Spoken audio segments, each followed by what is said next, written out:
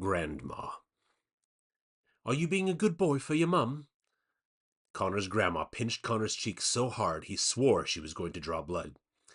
He's been very good, Ma, Connor's mother said, winking at him from behind his grandma, her favorite blue scarf tied around her head. So there's no need to inflict quite so much pain? Oh, nonsense, his grandma said, giving him two playful slaps on each cheek that actually hurt quite a lot. Why don't you go and put the kettle on for me and your mum?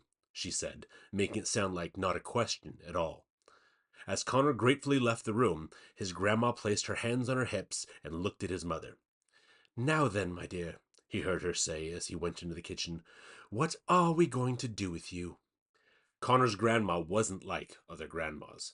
He'd met Lily's grandma loads of times, and she was how grandmas were supposed to be, crinkly and smiley, with white hair and the whole lot.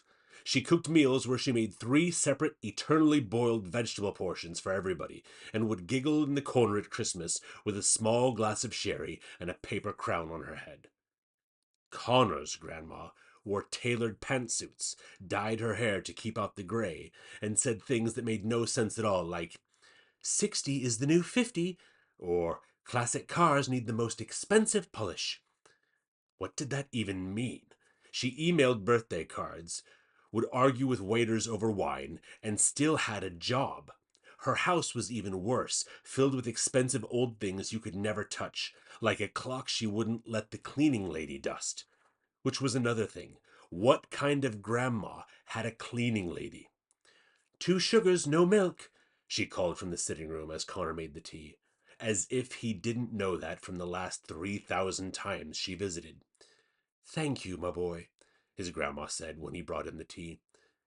Thank you, sweetheart, his mum said, smiling at him out of view of his grandma, still inviting him to join with her against her mother.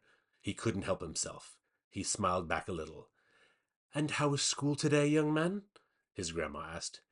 Fine. It hadn't really been fine. Lily was still fuming, Harry had put a marker pen with its cap off deep in his rucksack, and Miss Kwan had pulled him aside to ask with a serious look on her face how he was holding up.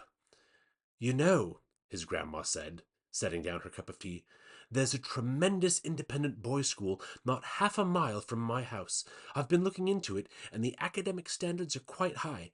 Much higher than he's getting at the comprehensive, I'm sure.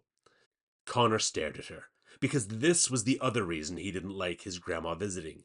What she just said could have been her being a snob about his local school. Or it could have been more. It could have been a hint about a possible future. A possible after.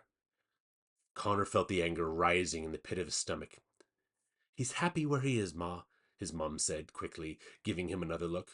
Aren't you, Connor?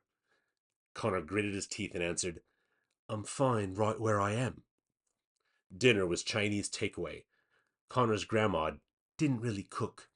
This was true. Every time he'd stayed with her, her fridge had held barely anything more than an egg and half an avocado. Connor's mum was still too tired to cook for herself, and though Connor could have made something, it didn't seem to occur to his grandma that this was even a possibility. He'd been left with the cleanup, though, and he was shoving the foil packages down onto the bag of poisonous berries he'd hidden at the bottom of the rubbish bin when his grandma came in behind him. You and I need to have a talk, my boy, she said, standing in the doorway and blocking his escape. I have a name, you know, Connor said, pushing down on the bin, and it's not my boy. Less of your cheek, his grandma said. She stood there, her arms folded. He stared at her for a minute. She stared back. Then she made a tutting sound. I'm not your enemy, Connor, she said. I'm here to help your mother. I know why you're here, he said, taking out a cloth to wipe an already clean countertop. His grandma reached forward and snatched the cloth out of his hand. I'm here because 13-year-old boys shouldn't be wiping down counters without being asked to first. He glowered at her. Were you going to do it? Connor! Just go, Connor said. We don't need you here. Connor, she said more firmly, we need to talk about what's going to happen. No, we don't. She's always sick after the treatments. She'll be better tomorrow. He glared at her. And then you can go home. His grandma looked up at the ceiling and sighed. Then she rubbed her face with her hands, and he was surprised to see that she was angry. really angry, but maybe not at him. He took out another cloth and started wiping again, just so he wouldn't have to look at her. He wiped all the way over to the sink and happened to glance out of the window. The monster was standing in his backyard, big as the setting sun, watching him. "She'll seem better tomorrow," his grandma said, her voice huskier, "but she won't be, Connor." Well, this was just wrong. He turned back to her. "The treatments are making her better," he said. "That's why she goes." His grandma just looked at him for a long minute, like she was trying to decide something. "You need to talk to her about this, Connor," she finally said. Then she said, as if to herself, "She needs to talk about this with you." "Talk to me about what?" Connor asked. His grandma crossed her arms. "About you coming to live with me." Connor frowned, and for a second the whole room seemed to get darker. For a second it felt like the whole house was shaking. For a second it felt like he could reach down and tear the whole floor right out of the dark and loamy earth. He blinked. His grandma was still waiting for a response. "I'm not going to live with you," he said. "Connor, I'm never going to live with you." "Yes, you are," she said. "I'm sorry, but you are.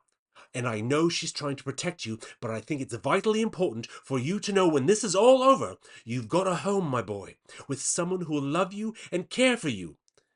When this is all over," Connor said, fear in his voice, "you'll leave and we'll be fine. Connor!" And then they both heard from the sitting room. "Mum? Mum?" His grandma rushed out of the kitchen so fast, Connor jumped back in surprise. He could hear his mum coughing and his grandma saying, "It's okay, darling, it's okay. Shh, shh, shh." He glanced back out of the kitchen window on his way to the sitting room. The monster was gone. His grandma was on the settee, holding on to his mum, rubbing her back as she threw up into a small bucket they kept nearby, just in case.